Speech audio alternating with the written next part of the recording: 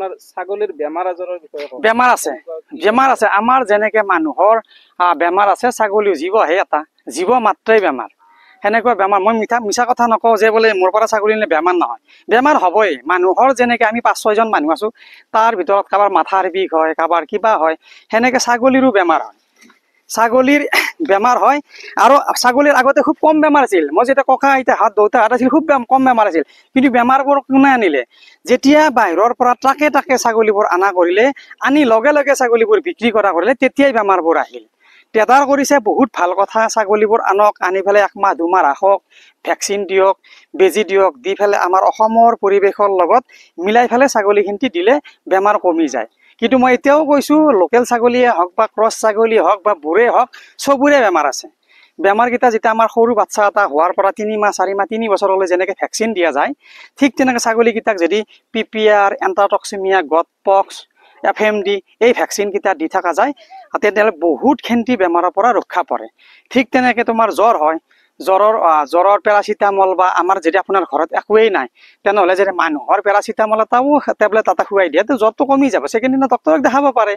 বা পাতলা পায়খানা হ'ল তে সেনেকুৱা মানুহৰে খুৱাই দিয়ক একো নাই ছেকেণ্ড দিনা যায় ফাৰ্মাচীৰ পৰা লৈ আহক ফাৰ্মাচীত গৈ পেলাই জ্বৰ বেমাৰ সবৰে হ'ব দিনালৈ জীৱ মানে বেমাৰ আছে সেই বেমাৰৰ লগতো আপুনি সংগ্ৰাম কৰিব লাগিব গোটেইখিনি কৰি জানি বুজি কৰিলে ভ্যাকচিন কিটা দিলে মেডিচিন কিটা গম পালে আৰু বিশেষকে আপোনালোকে জানেই চাগে মই প্ৰকৃতিৰ পৰিৱেশৰ ওপৰত মানে বন দৰৱৰ ওপৰত বিশেষকে কাম কৰো খুব মই খুব কম মেডিচিন ইউজ কৰো পেলুৰ বন দৰৱ মই বহুখিনি ইউজ কৰো বন দৰৱ মই এতিয়া মুক্ত সমগ্ৰ অসমৰ মানুহে বন দৰৱৰ বুলিয়ে কয় বন দৰৱ দি পেলাই মই ছাগলীখিনিক ৰাখো কাটা চিঙা হোৱাৰ লগে লগে যদি বিষৰ্ণকৰণী বুটি কিনে তাতে অলপ যদি কেঁচা হালধি বা হালধিৰ শুকান গুৰি তাতে লগাই দিয়া যায় এণ্টিবায়টিকৰ কাম কৰিলে 3-4 দিনত শুকাই যায় ঠিক তেনেকৈ যদি পেলু হৈছে নিমপাত খুৱাব পাৰে নিমপাত খোৱালে পেলুখিনি কমি থাকে মাহে মাহে ছজনা পাত অলপমান যদি খুৱাই থাকে বসন্ত বেমাৰৰ পৰা দূৰত থাকে তা পাকস্থলীৰ কাৰণে পেটৰ কাৰণে মহানিম এইটো কি বুলি কয় আপোনাৰ নৰসিংহৰ পাতটো খুব উপকাৰী নৰসিংহৰ পাত মাজে মাজে খুৱাই থাকিলে সেনেকে ধৰণৰ বহুত আছে মাজতে আপোনাৰ লিভাৰ টনিক লাগে লিভাৰ টনিক বহুতে কিনি আনি পেলাই ঘৰতে লিভাৰ টনিক বনাব পাৰে সেনেকে লিভাৰ টনিকৰ কাৰণে ভুই আমলখি বুলি কয় এডাল সৰু গছ সেই গছটো বটি কিনে যিনি ৰসটো আনি পেলাইও খুৱাই তাতে কিন্তু যদি পথাৰত চৰি থাকে নদীৰ পাৰৰ পৰিৱেশ পায় এনেকুৱা পৰিৱেশ থাকে ছাগলীবোৰে নিজে আহি পেলাই সিহঁতৰ এই বনলতাবোৰ যে বিভিন্ন ধৰণৰ খাই থাকে তাতেই সিহঁতৰ বেমাৰ আজাৰবোৰ কমি যায়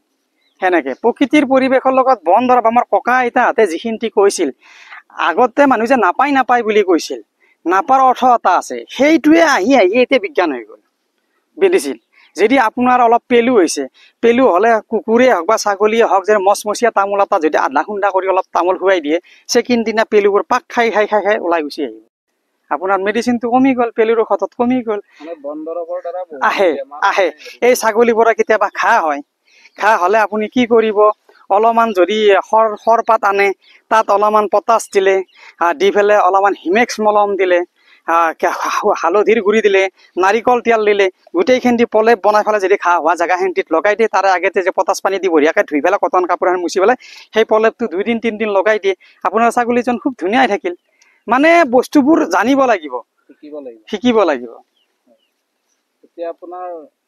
আমি শুনিছো মানে ঠাণ্ডা দিনত ছাগলীৰ বেমাৰ আজাৰ অকণমান বেছি হয় বুলি শুনিব পাইছো গতিকে ঠাণ্ডা দিনত মানে